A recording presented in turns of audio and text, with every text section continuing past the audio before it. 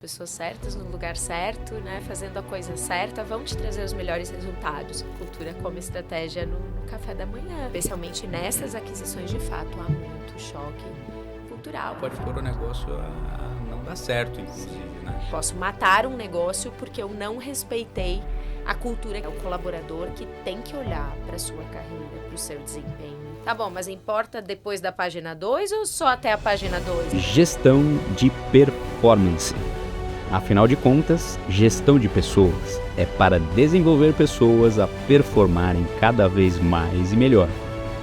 Lisiane Lise Schaeffer é consultora e mentora de RHs e executivos, especialista em gestão de performance. Fundadora da Rezus, uma consultoria especializada em estruturar a gestão de performance nas empresas. Lisiane é uma parceira estratégica com visão de longo prazo e que conecta pessoas e resultados. Se inscreve no nosso canal. Aqui no Melhorescast recebemos empresas que estão no ranking de melhores empresas para se trabalhar e profissionais de alta performance que contribuem com excelência para a gestão de pessoas nas empresas. Este é o Melhorescast, o podcast do GMAT. Recebemos as melhores empresas para se trabalhar e conversamos sobre as práticas que elevam os seus resultados a partir das pessoas e a gestão do seu time. Cultura, comunicação, liderança, atração e retenção de talentos, plano de carreira, benefícios e partnership. Práticas para você implementar na sua empresa. Uma conversa que irá te inspirar a valorizar cada vez mais os seus colaboradores e torná-los protagonistas nessa jornada.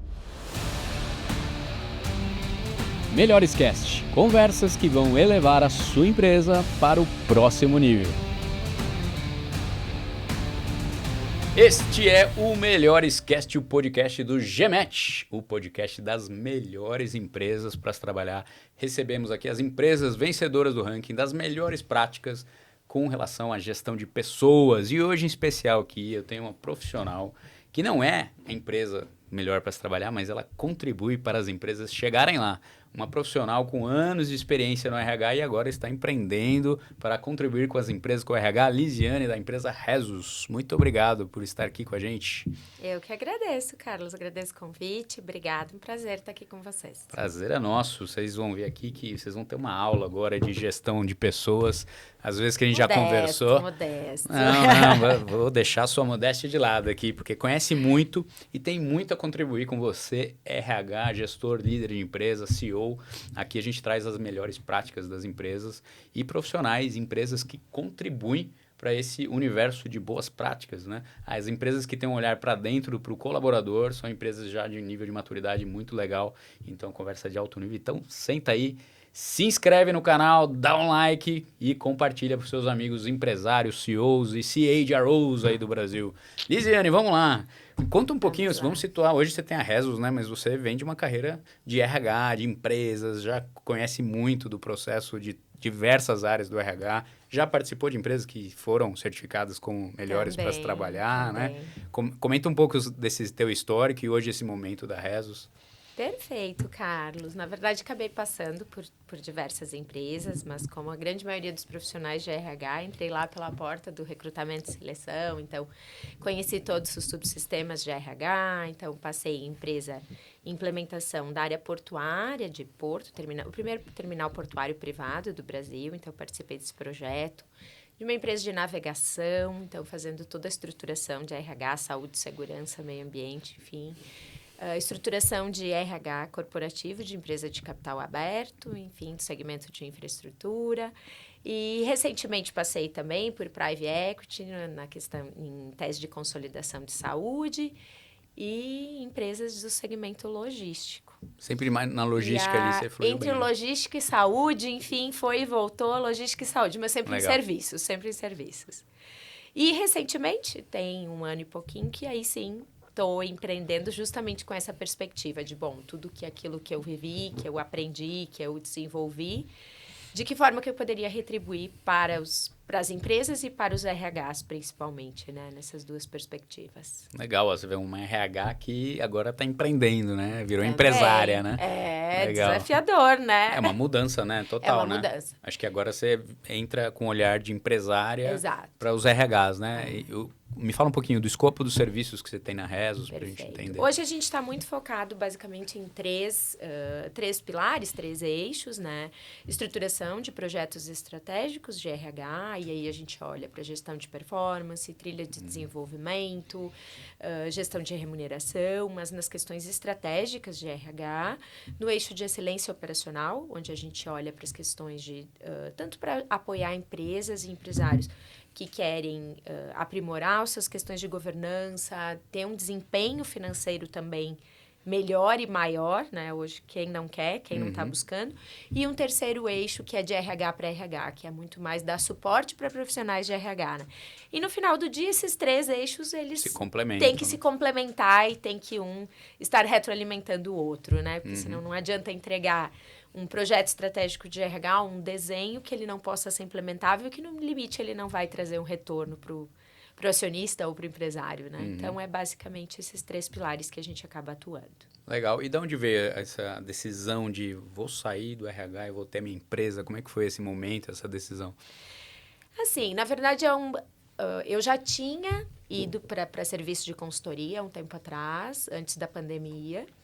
E quando a pandemia, eu estava muito imersa em um projeto específico que eu estava prestando serviço e acabei mergulhando e voltando meio que para o corporativo. E sempre foi um desejo ir para a consultoria. Né? Então, eu tinha isso muito claro, que era uma questão de tempo ou de prazo.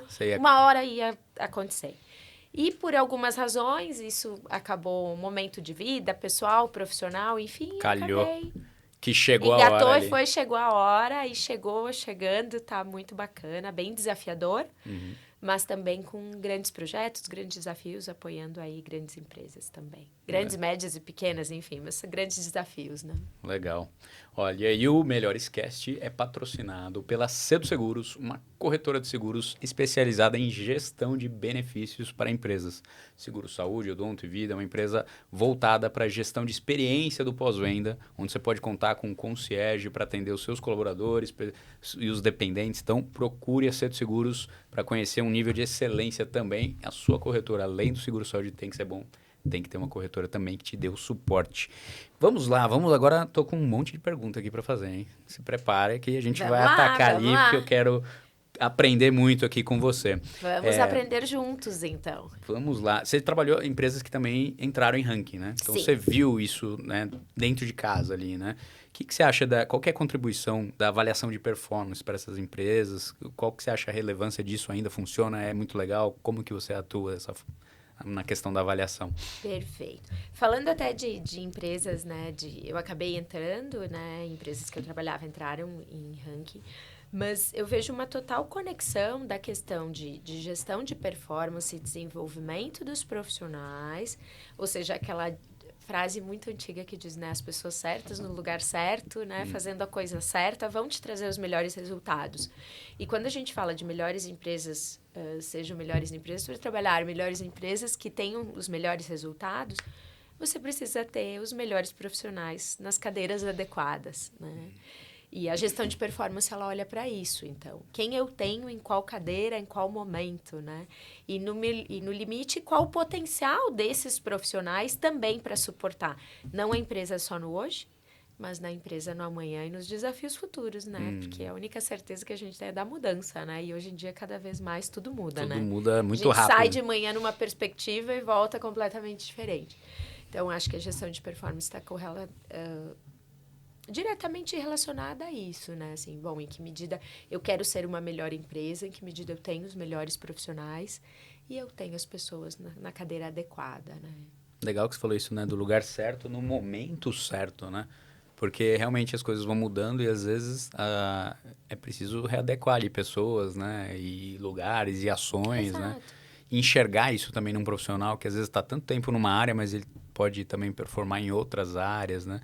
Não é um trabalho constante ali, né? Exatamente. E aquele questionamento, né, Carlos, que a gente sempre se faz, né? Não necessariamente as competências que te trouxeram até aqui serão as competências que te levarão para outro patamar, né? E aí, quando a empresa está aberta a olhar para isso, a olhar para a performance dos seus colaboradores, especialmente dos seus gestores, ela consegue identificar os melhores profissionais nas melhores cadeiras, né?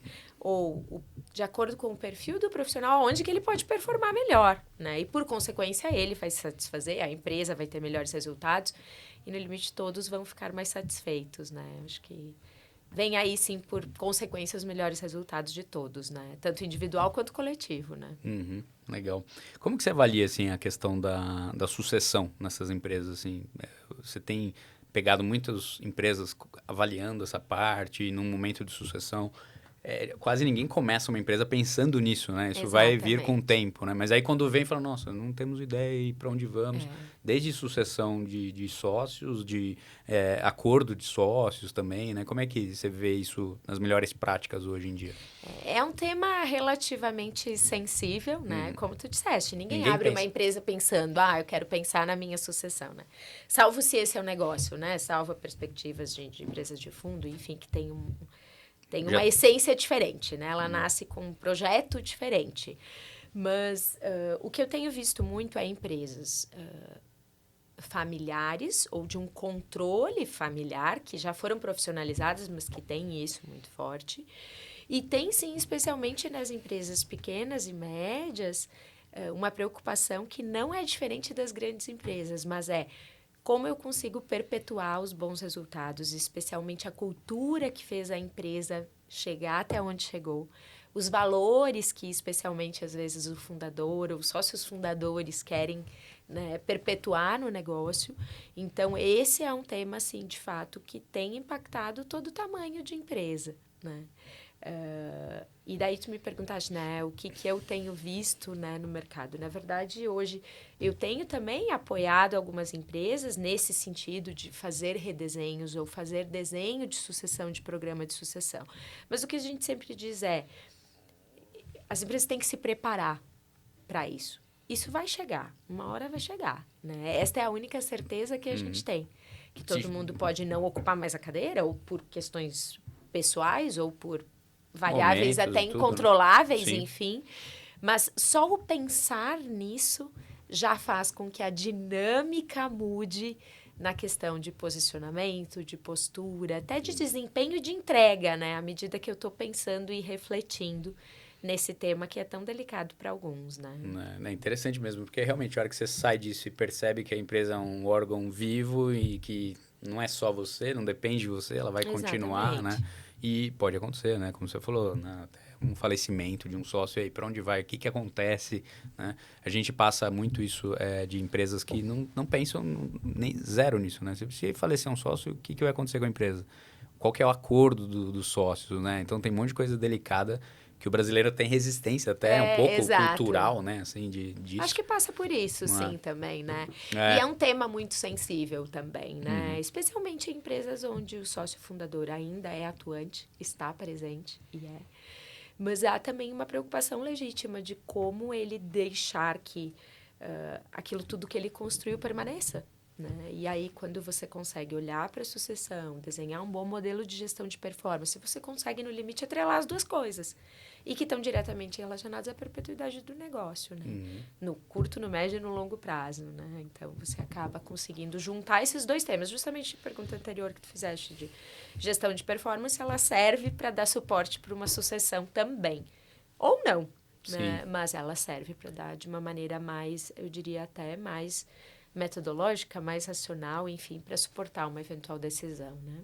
Inclusive disso de você ter uma cultura da empresa de formação de líderes, né? De você ter a cultura de desenvolver as pessoas para irem ocupando cargos, né? Eu vejo que algumas empresas, não todas, mas algumas, principalmente as empresas de excelência, tá sempre preocupada em estou formando quem vai tomar o meu lugar. Exato. Eu já tenho que estar formando sempre alguém que vai ocupar minha cadeira. Porque se eu também vou subir, eu também estou sendo preparado, né?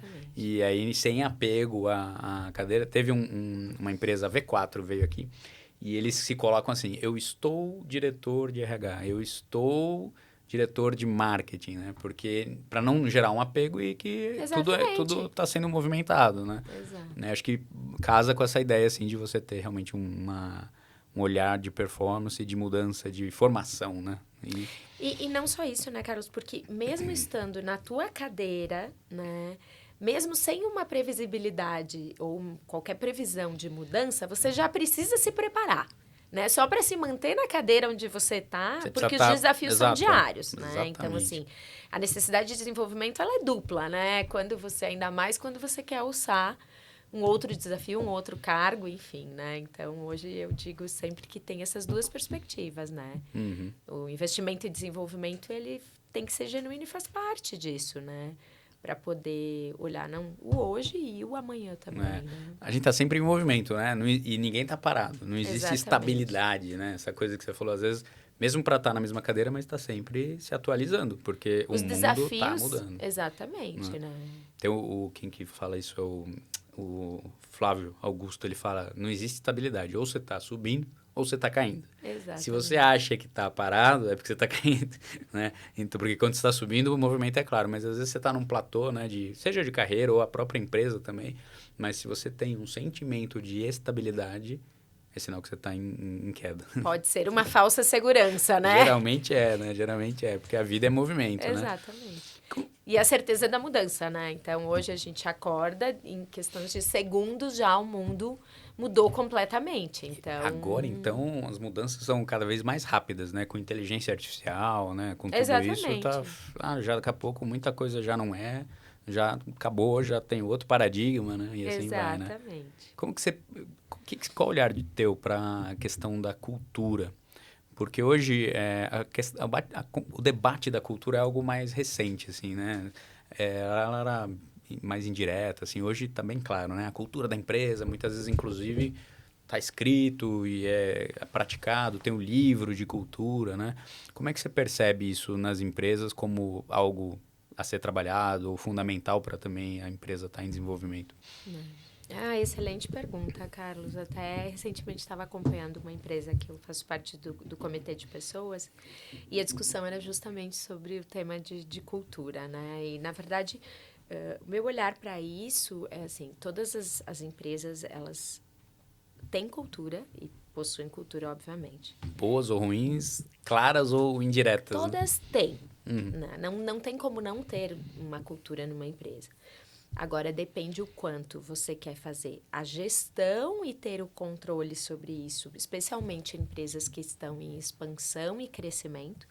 Como é que eu perpetuo, como é que eu dissemino essas boas práticas para que a minha cultura, do meu ponto de vista enquanto empresa, seja positiva. Então, cada vez mais existem metodologias para tentar materializar isso e trazer para um pragmatismo, né? Trazer para rituais mais práticos e como tu faz a gestão. Então, está completamente conectado. O desenvolvimento de liderança, ele pode ser um ritual ou não, de cultura ou não, né? A gestão de performance, ele pode estar atrelado ou não a um valor importante para a cultura daquela organização ou não, né? E como diz o ditado e a célebre frase, né? A cultura como estratégia no café da manhã. E no final do dia é isso, né? Se você não se apropria enquanto empresa, enquanto gestor de uma empresa, dos rituais, dos ritos que tem de cultura na tua empresa, sejam eles velados ou não, né? Você não consegue fazer a gestão disso.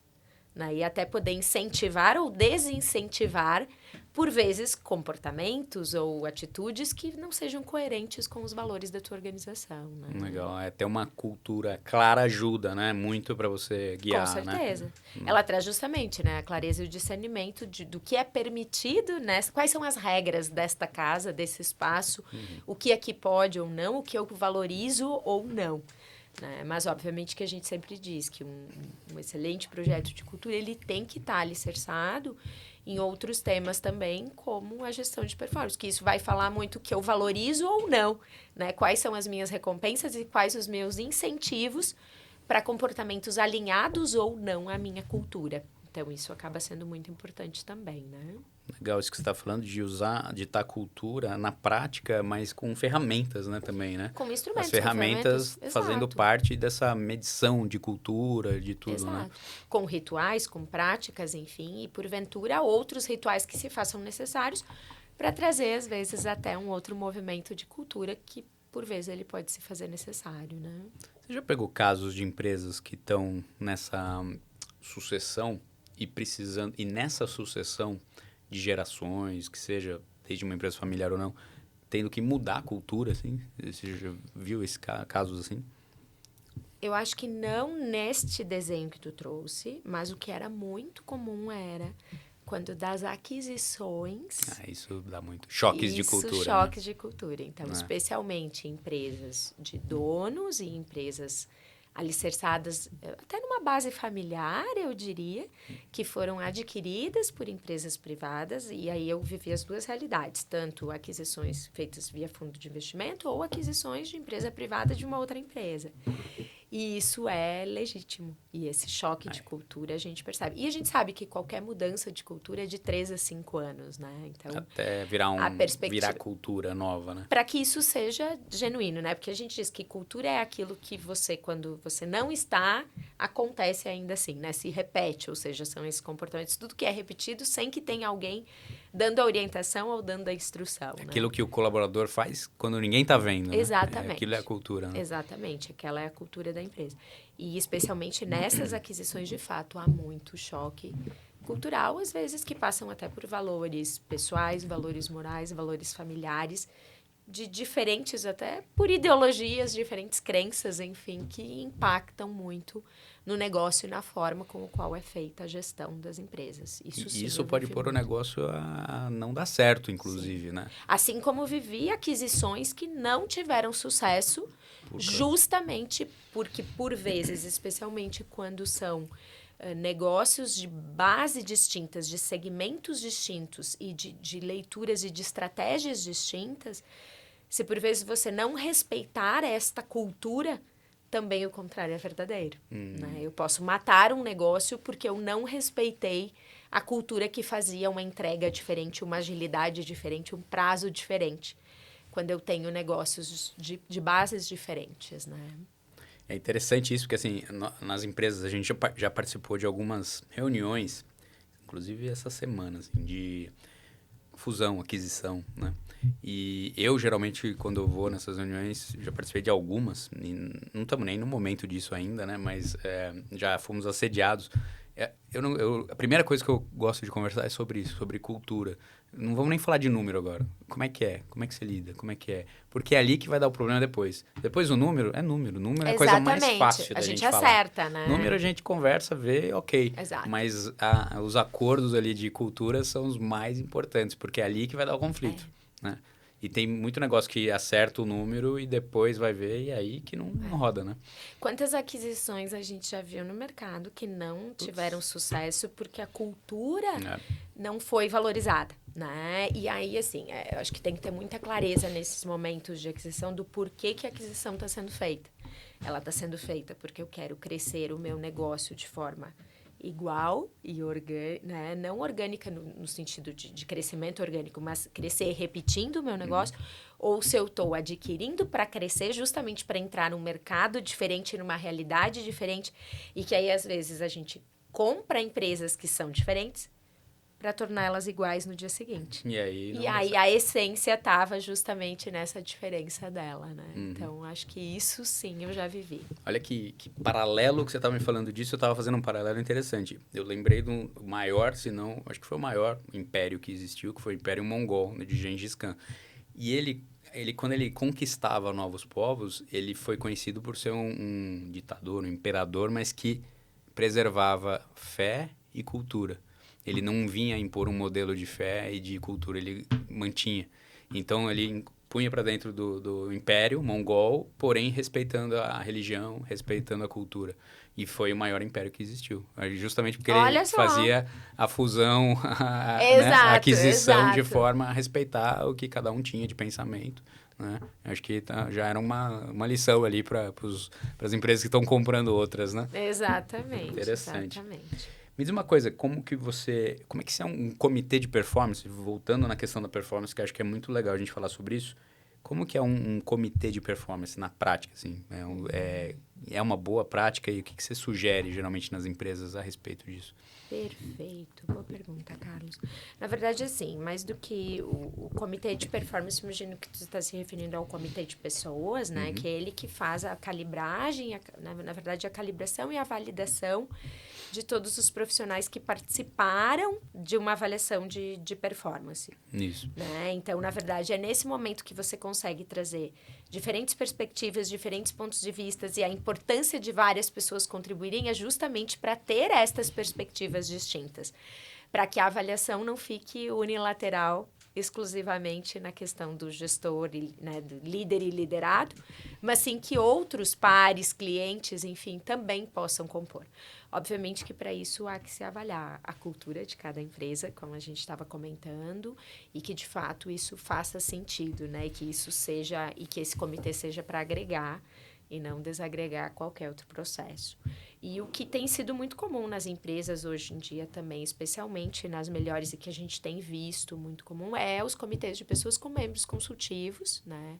Com membros terceiros, ou seja, justamente para trazer uma perspectiva diferente, especialmente em empresas médias, empresas pequenas, que às vezes não têm essa pluralidade de profissionais ou de profissionais de mercado dentro do negócio e que, por meio de um comitê de pessoas, conseguem agregar diferentes perspectivas para somar e para poder garantir que as decisões, de fato, sejam estratégicas e, de fato, mitigar os riscos, né? No limite, ele está falando assim, bom, deixa eu trazer diferentes pessoas, diferentes perspectivas para diminuir meu risco. Uhum. Né? Você tira e é viés isso que ali, tem né? acontecido nos comitês de pessoas, sejam comitês de pessoas para tratar temas de pessoas das empresas de maneira a trazer uma governança melhor para esses temas, ou no comitê de pessoas quando você envolve uma gestão de performance em si, né? Também o que fazer com aqueles dados, né? Porque às vezes também a gente faz avaliação e tal, mas depois, né? O que você faz? Você colheu um monte de informação, né? Exatamente. E precisa ser trabalhada, né? Direcionado, né? Então também dá um caminho para isso também, né? Até para ter a clareza de quem é o teu pipeline de liderança, por quem que ele está formado, ou porventura o que você precisa se preparar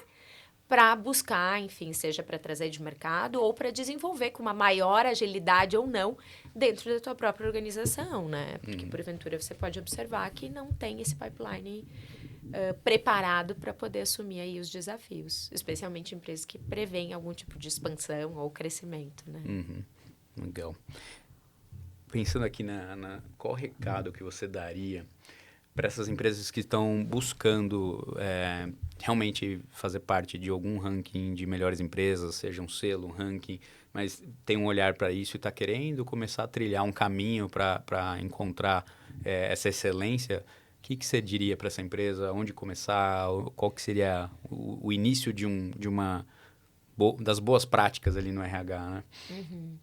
Olhar para dentro da organização. Né? Toda empresa, se ela está ainda hoje no mercado, e a gente sabe do elevado índice de mortalidade das empresas, né? Especialmente no Brasil. Se ela está no mercado, com certeza ela tem pontos muito fortes e diferenciados. E principalmente a focar nesses principais pontos para valorizar isso cada vez mais. Aquilo que você já é bom, já faz muito bem, e o que você tem de fortaleza, né? Olhar para isso. Quais são as tuas fortalezas?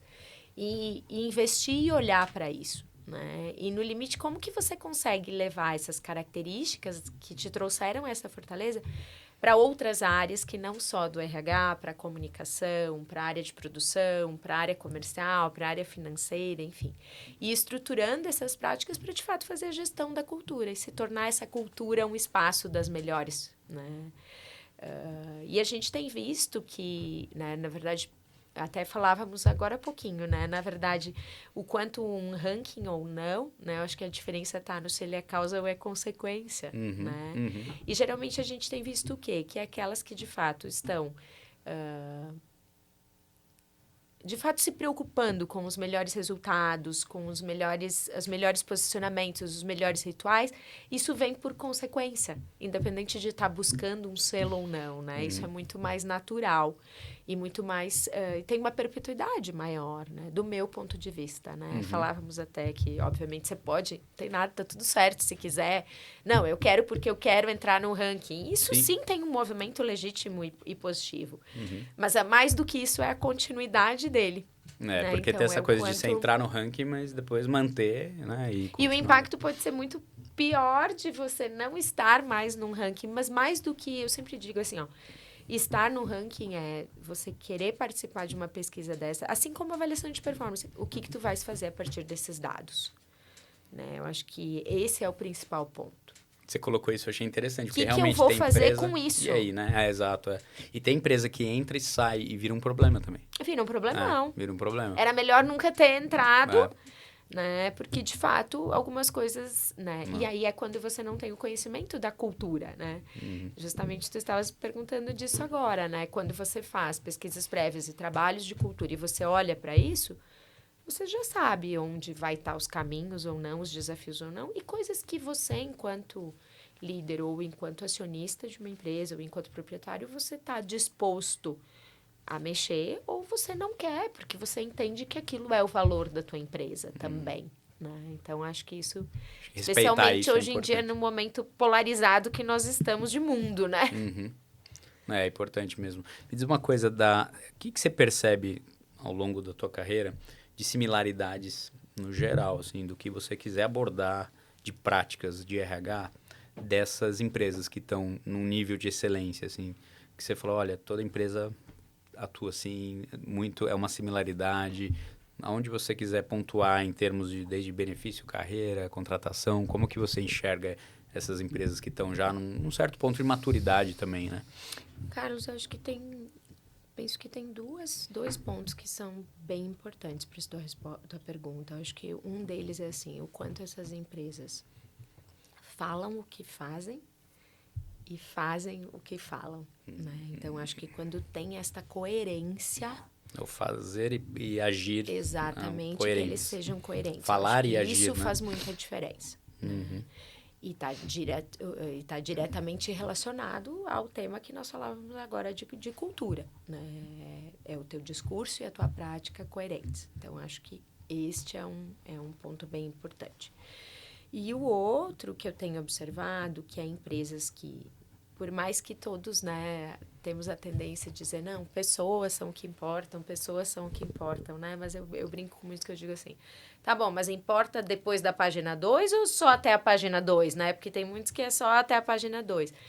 E eu vejo que empresas que, mesmo nas adversidades, mesmo nos momentos difíceis, as pessoas importam. E quando eu estou dizendo, veja, as pessoas importam, não é ser complacente com erros ou com questões antiéticas, não. Eu estou falando na forma. Não estou falando que não vai desligar ou não vai demitir ou não vai advertir ou não. A forma como você conduz, mas a forma com que isso é conduzido. Então, acho que faz total diferença. E nas melhores que eu já trabalhei, que eu já vi, de tudo que eu vi, estudei, conheci, enfim. Legal. Eu acho que são esses dois pontos. A coerência entre o discurso e a prática e a forma como qual os temas são tratados, as pessoas, enfim. E como os problemas são resolvidos. Problemas vai ter. Toda empresa vai ter. Mas como que você conduz, né? Isso, a né? partir disso. Então, acho que esses dois pontos acabam, no final do dia, fazendo muita diferença. Por mais que a gente possa ir para... poderia citar 1000 cientistas, estudiosos e filósofos. Mas no final é dia, isso, é como que você trata, né? Como que você trata as pessoas, né? É engraçado você falar disso. As pessoas e os problemas, né? Exato. Fazendo um paralelo aqui, a gente já contratou gente de outras empresas concorrentes que a gente tinha uma visão e um olhar da empresa que a pessoa estava trabalhando completamente diferente da realidade. E aí é isso porque não tinha um alinhamento do falar e o agir, né? Da prática alinhada com o discurso. Por quê? E aí todo mundo vinha falando, mas no LinkedIn minha empresa é ótima. No Instagram é maravilhoso trabalhar lá. Exatamente. Porque a empresa divulga muito isso e tem um olhar para um marketing para divulgar o que eles fazem e tal. É incrível. Mas era extremamente tóxico. As pessoas vinham de lá e falavam, não dá para trabalhar lá. É um absurdo a forma como tratam a gente e tal, não sei o quê. Mas no LinkedIn tá bonito. No Instagram tá linda a empresa, né? Tem muito isso, né? É engraçado. Tem muito, mas a gente tem observado que isso não se sustenta, não sustenta, né? Exato. Porque, assim, até porque o mercado vai se falando, né? Exatamente. E aí vai, né? Não vai acontecendo, né? E o teu ex-colaborador, ele é o teu que vai te indicar amanhã, né? Hoje em dia, já, né? Tempos atrás, a gente já dizia, né? Ex-funcionário, enfim, tinha até aquelas políticas, né? Olha, hoje em dia tem o Glassdoor, tem tudo. Exatamente. Né? Foi demitido, pediu demissão, não pode mais nem voltar para a organização, né? E hoje ele é teu ex-funcionário, mas segue teu cliente, é o que está indicando clientes, enfim. Então, hoje essa proximidade, ela é muito grande. Então, não se sustenta, né? Ela pode ser, mas logo depois vira, né? isso não é sustentável, né? E legal, outra coisa que você colocou, essa coisa do como que você trata as pessoas, né? Pensei muito sobre a hora da demissão, né? A hora da demissão, tem um pouco desse paralelo, assim, você conhece o teu marido, tua mulher No divórcio, no divórcio, né? né? Que sempre falam isso, né? A hora da demissão é uma hora ali de ter um desligamento saudável, né? É importante isso, né? Como que você vê isso, assim? É uma hora de desligar alguém de uma forma coerente e correta, né? Assim, um bom desligamento, eu diria, né? Bom ponto, Carlos. Não é? Assim, acho que é um momento sempre desafiador, mas eu sempre digo que a boa demissão, ela nunca pode ser uma surpresa. Se ela for uma surpresa, é porque algo não Faltou foi comunicação feito ali, né? antes, né? Do outro lado, a demissão também não é momento de feedback. Do meu ponto de vista, não é naquela hora que ninguém quer feedback ou que deve ser dado, do meu ponto de vista, né? Na verdade, a demissão, Se ela não for vem uma de surpresa, ela é um construção. processo, né? Exatamente. Ele é um processo, né? Eu vou... Por meio da... Especialmente quando você olha para a gestão de performance, o desligamento... Lógico, eu não estou falando de num amplo corte ou numa redução, numa crise, Uma crise, sim, num não. caso Aí pontual, o né? contexto explica, né, a Exatamente. demissão. Mas ainda assim, Ainda tu assim. tens, num caso de crise, tu conduzires de formas diferentes. Então, isso também vai falar muito sobre quais os valores da empresa, né? Qual a forma. E o que você faz com aquelas pessoas que você estão desligando, né? Porque há um compromisso social, Sim. enquanto empresa, daqueles desligamentos feitos, né? E ele vai refletir de duas formas, ou seja, né, por meio do futuro ex-funcionário, futuro cliente, né?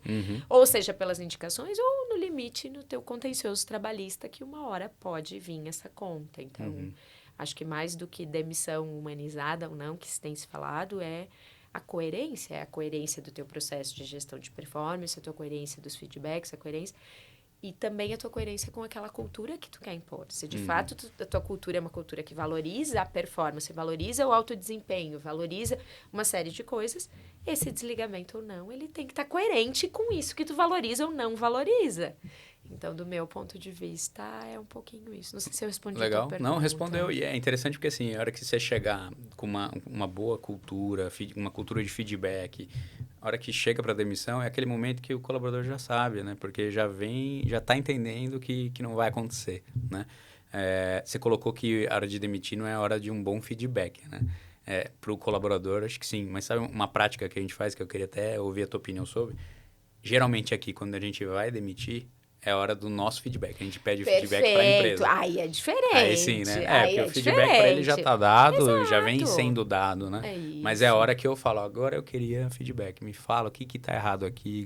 Porque é a hora que a pessoa consegue se abrir, ou às vezes está chateada, quer falar. Exato. É onde a gente ouve as Não, verdades isso ali, é né? fundamental. Isso é legal, isso né? é fundamental, sem dúvidas, né? Porque é o que vai fazer com que tu até retroalimente alguns pontos que não podem não estar legais e que, de repente, você não tá vendo, né? Você também tem que ter os 2 pesos e 2 medidas, né? Quais as razões desse desligamento, como ele aconteceu, enfim, ele vai falar muito também sobre a forma que essa pessoa vai te dar esse feedback e a forma que ela vai se sentir confortável de te dar também, né? Porque se em algum momento ela se sentiu desrespeitada, enfim, dificilmente ela vai. Não tô falando do caso de vocês, é lógico, Não, né? sim, mas vai dar... É o momento que ela do tá momento- se ela se sentir leve pra segura falar, para né? isso, ela vai falar e vai contribuir, né? Porque, de Saem fato, coisas boas, né? Saem coisas boas. Mas sempre um olhar. Às vezes você sempre tem que fazer um filtro, porque o momento também não é que dos não melhores. é o momento. Mas tem coisas que são legais, que realmente falam, olha, faria isso, acho que isso não funciona. Eu falo, pô, legal, é um olhar que a gente não tinha. E né? não tinha pensado, É. não tinha visto esse ponto de vista, realmente pode Ou não fazer estava sentido. vivendo, né? Que você falou, às Exato. vezes a empresa é grande, tem um monte de área. Até aproveitando, pegando esse gancho de tamanho de empresa, o que você acha que é um time ideal em termos de tamanho, assim, que você acha que funciona? Né? Tem muita gente, muitas pessoas recomendando times de 7, de 6, de 12, né? Não expandir muito também, porque chega uma hora que você perde o controle. Aquela coisa das conexões humanas, né? Eu e você somos 2, tem 2. Né? Adicionou mais um, já são 6, e assim vai, né? O que você entende de um time coeso, assim, que é controlável e é o ideal para gerir? Isso, tu tá falando da perspectiva de gestor fazer a gestão do seu time, né? E quantas pessoas? Exato. Tem se falado muito do que eu tenho visto, muito entre 7 e 10 colaboradores, né? Na verdade, No máximo, né? No máximo do máximo. Assim, 10, né? 10 e tem que ser 10 para um gestor com muita maturidade, com muito conhecimento. Senão, a gente fala sempre de 7, 8, que é o limite para você fazer uma gestão adequada. Obviamente que depende do nível de maturidade desses profissionais, depende a área, depende a complexidade do time que a gente está falando, se são de multidisciplinares ou não, se é de uma área só ou não, mas se não... passar disso, começa a ficar impossível e Exato. inviável, né? De fazer uma gestão de qualidade. Bom, né? Exato. Trabalhar bem feito, assim, Exatamente. né? São Exatamente. muitas interações, né? Que Exatamente. acaba gerando, né? E principalmente se tu quer que esse time esteja continuamente se desenvolvendo, crescendo, enfim, e te entregando mais, né? Você vai precisar desenvolver as pessoas para que elas performem melhor e mais. Então, você vai precisar, enquanto líder, dar esse apoio e fazer e ter essa dedicação contínua, né? Legal. Uma coisa, você enxerga a empresa, que ponto qual que é o papel da empresa no desenvolvimento profissional, pessoal das pessoas, assim, dos colaboradores, assim? Até onde vai o papel da empresa de educar, direcionar e desenvolver? Até onde vem do colaborador, vem da empresa? Onde que você enxerga ali uma atuação interessante por parte da empresa? Carlos, quando eu gosto de falar bastante desse termo, mas eu sempre digo assim, ó, a carreira é de cada um. E cada um tem que olhar para a sua carreira, né? Sem delegar à empresa a responsabilidade que não é dela, né? Mas sim, a carreira... E aí, se a gente for olhar de desenvolvimento de colaboradores do ponto de vista do RH, enquanto gestor dessa estrutura, sim, ele precisa olhar para esses desenhos de carreira, para os desenvolvimentos, como que ele está garantindo isso e que ele está tendo uma coerência entre a gestão de performance que ele vem conduzindo e os treinamentos ou não que ele vem promovendo para compensar ou não eventuais gaps que ele tem ou não, ou potencializar eventuais competências que ele queira desenvolver. Ser um né? facilitador ali, Exatamente, né? Ser esse mediador. Uhum. Né? Mas enquanto colaborador e quanto proprietários das nossas próprias carreiras, eu sou muito adepta de que é o colaborador que tem que olhar para a sua carreira, para o seu desempenho, enfim. E que enquanto isso tiver uma coerência entre o que a empresa está desejando para você, enquanto perspectiva de carreira, e você, isso vai ter uma coerência e uma entrega muito satisfatória, sem tanto peso. Agora, quando isso está desequilibrado, ou a empresa está desejando muito mais do que o colaborador, ou vice-versa, também tem que saber o momento seja a empresa de fazer um movimento e fazer ou um feedback adequado, ou um desligamento adequado, e seja também do colaborador, entender e olhar enquanto contribuidor individual e entender os limites da contribuição dele para com a empresa e do desenvolvimento dele naquele momento de vida e de carreira, né? Então, quando eu até comentei antes, as pessoas certas no lugar certo, no momento certo, né? Então, acho que esse é o limite, não tem uma regra. Eu acho que a regra é olhar para esse limiar e ter ele vivo.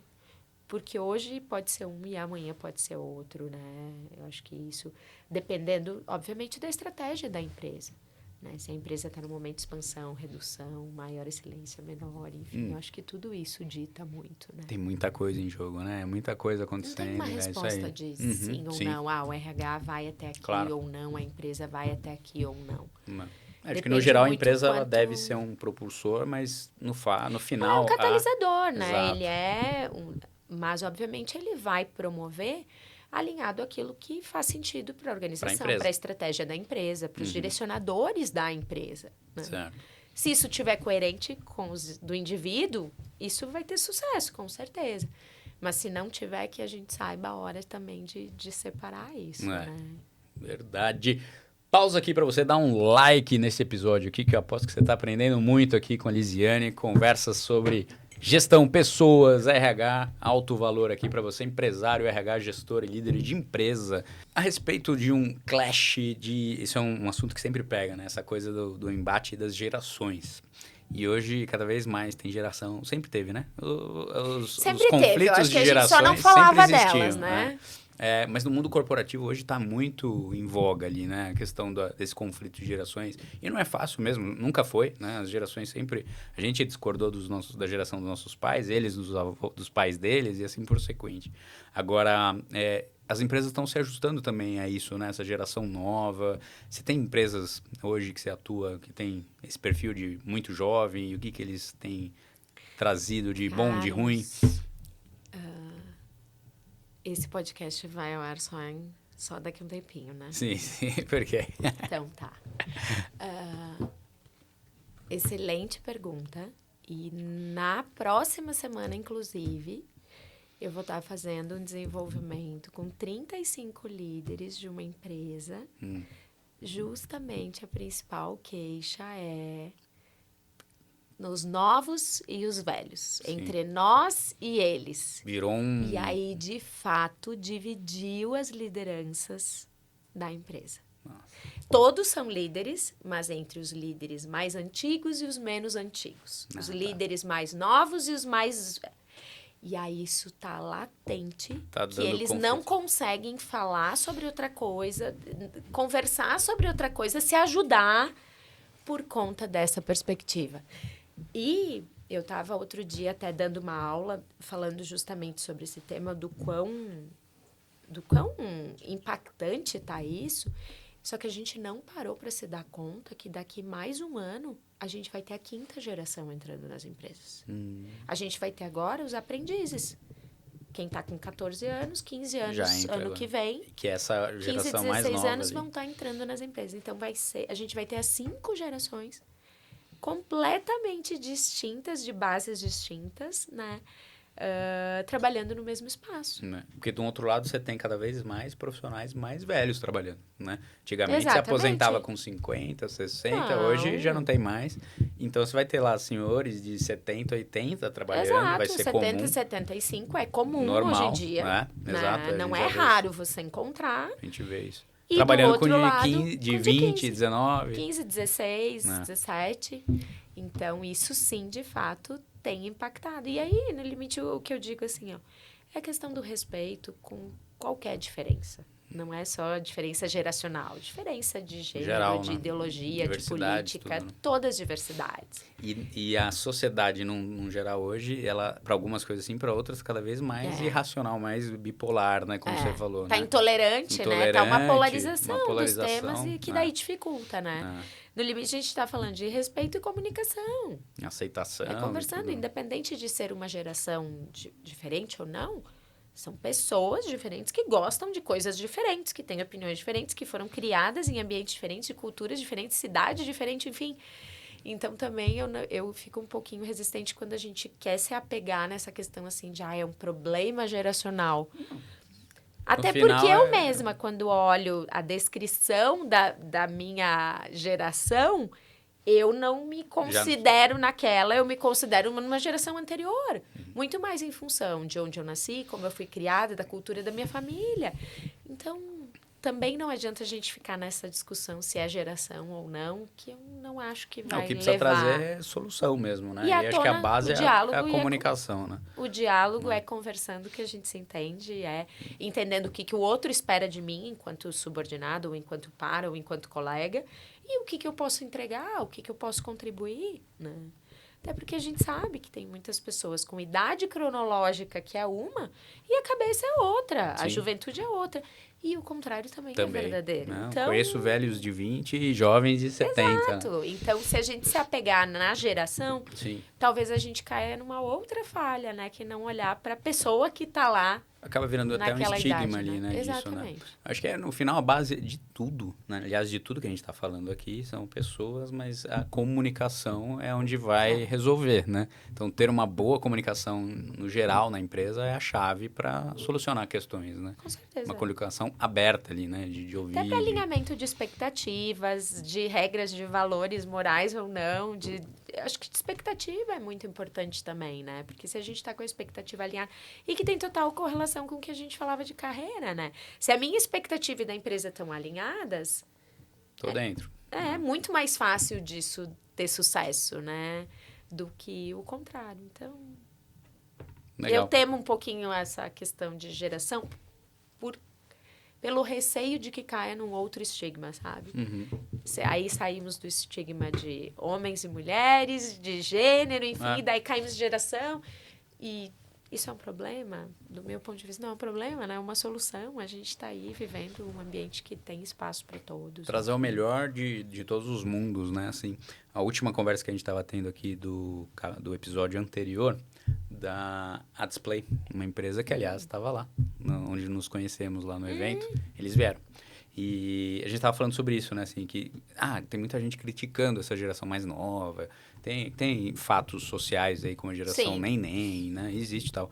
Mas a gente pontuou aqui uma coisa muito legal, que eu acho que a geração mais nova tem trazido cada vez mais um olhar para os valores da empresa, o propósito, o que ela tem de para coerência, para intencionalidade. E ficando mais na empresa que está alinhado com a visão deles, com o propósito com a visão social da empresa. Isso é coisa que eles estão trazendo. Com impacto, que causa, com coisas a pegada. Que as gerações anteriores talvez não era tão forte. Porque não era nenhum momento do mundo para aquilo, né? Também, né? Então, acho que talvez parar de reclamar da geração e olhar o que eles estão trazendo de bom, que estão trazendo muita coisa legal, né? Também. Com certeza. Né? Toda a diferença é um outro ponto de vista, que pode estar trazendo coisas que você não estava enxergando, e essas pessoas têm competências diferentes, habilidades diferentes, perspectivas diferentes, e que no limite o teu cliente lá, ele é diverso, ele vai estar em vários lugares, o teu cliente, o teu consumidor, o teu parceiro, enfim.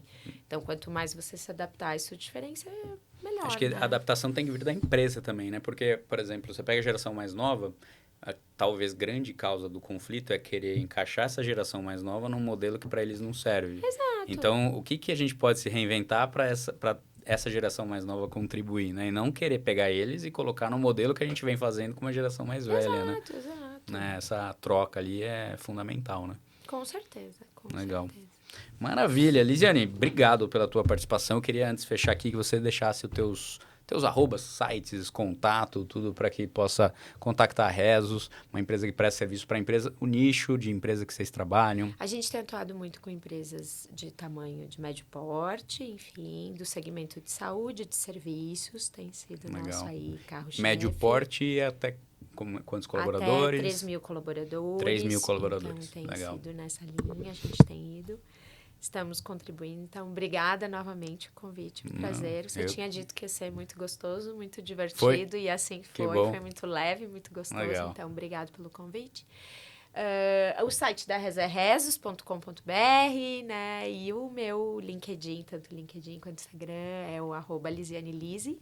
Então, acaba sendo mais fácil de encontrar. E pelo LinkedIn é Lisiane Lise também, e o da Rezos. Legal. Então, procure um profissional que eu já conheci de outros eventos, né, empresariais.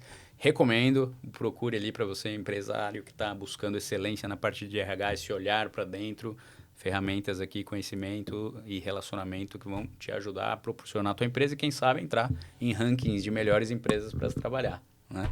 Mais uma vez, brigadão. Eu acho que você, vira e mexe, vai ter que aparecer por aqui, viu? Eu que agradeço. Vai ter uns papos ali, a tua empresa, apesar de nova e já ter todo o teu histórico ali, com certeza você vai passar por várias fases, etapas. Volte. Com certeza, acho que temos muito a conectar. Legal. Obrigado novamente, boa sorte também. Obrigado. Muito sucesso. Obrigado. Então, fica ligado aí no Melhores Cast, o podcast do GMAT. Não esquece de se inscrever e compartilha aí com todos os RHs, empresários que precisam ouvir aqui práticas, histórias, gestão de pessoas de alto padrão. Até a próxima. Muito bom. Muito bom.